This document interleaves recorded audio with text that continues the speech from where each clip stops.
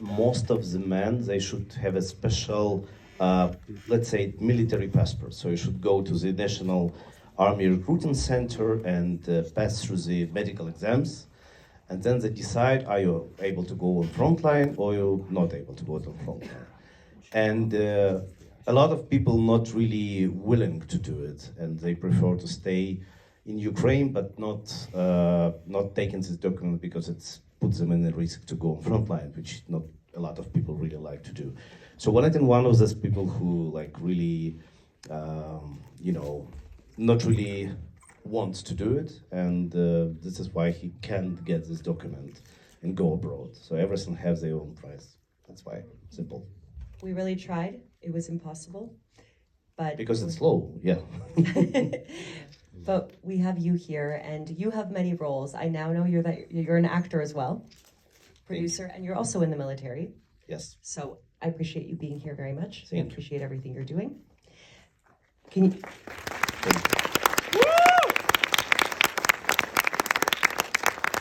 You know, when we received this film, we never know what to expect from Valentin, but I really wasn't expecting to be so depressed while laughing, while crying, while throwing up, just completely shocked.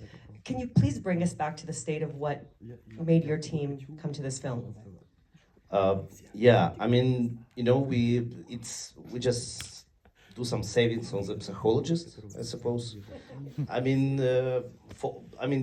we all friends, so every person you see here, it's just a real friends in the real life. We did a lot of film together, and for all of us, it was quite interesting to dare to think what's happened next after the war, where we're not gonna be united by the common goal to survive together, and our society is very how to say divided, because people who is on front line and they was wounded, you feel sorry that they're not dead. People who is not on front line, they feel sorry that they're not on front line. The people who is run away from the country feel sorry that they are not in the country, and so on. And we think that what's happened after the war, and probably it's not gonna be the miracle, nothing changed that much. We will have the same government, we will have the same society, and we just start thinking, so how we will feel ourselves after the war will over.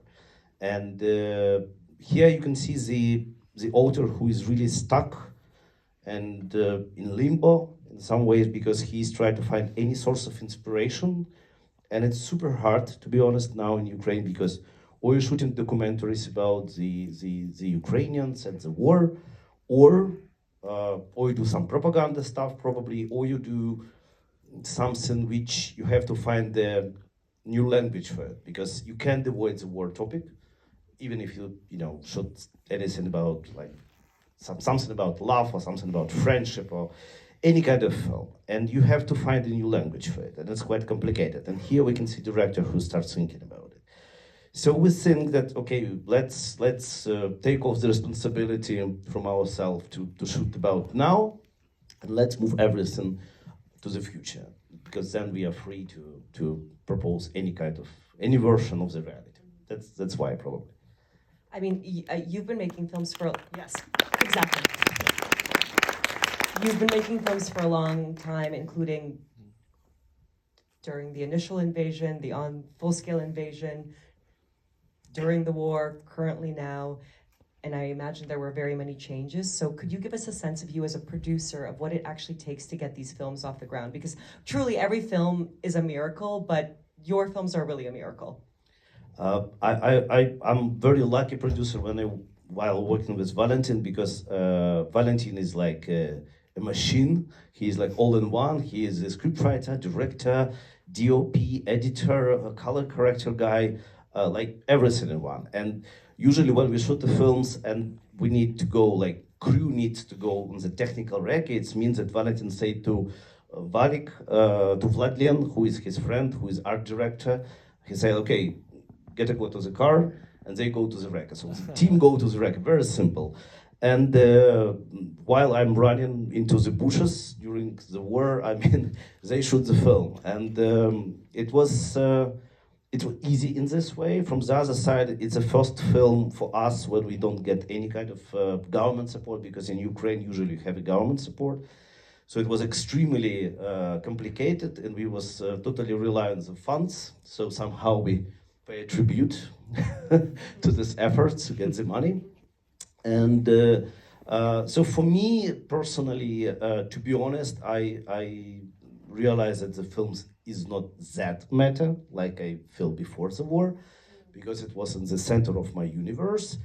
And now probably I know that it is something more important, but it's still nice to produce a film. So, yeah. Thank you. Of course. We would love to take some questions from the audience, please.